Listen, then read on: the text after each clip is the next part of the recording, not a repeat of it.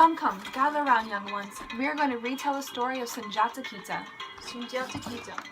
Oh, he was the one with the ugly mother. He was the boy that shouldn't have walked, yet he did. Correct. Now, I told you this story many times. It began hundreds of years ago in a small kingdom called Kongaba. Before Sundiata Keita was born, his father was married to a beautiful woman and had many strong children. His father was the powerful king of the Mandinka people. One day, his father stumbled upon a group of mysterious hunters in the woods. Struck by their strangeness, he stopped to listen. The men told him a prophecy that promised him a son with great strength and power. Intrigued by this potential, he heard them out. They said to bear a child of such power, you must wed the ugliest woman. When you do, you will be granted with a child powerful enough to raise the morning star.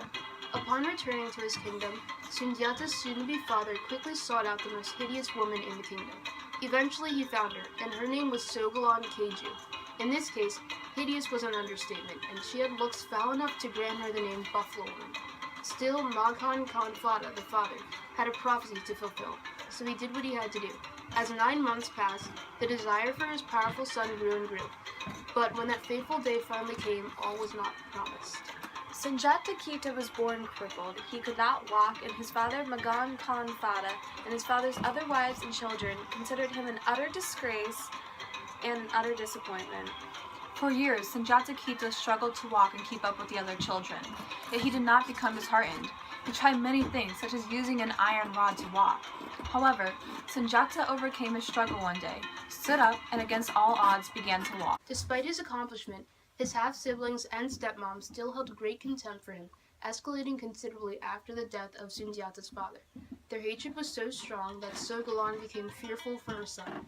Eventually, the extremity of the situation struck them, and the two realized that they had no life there, and they were exiled from the kingdom.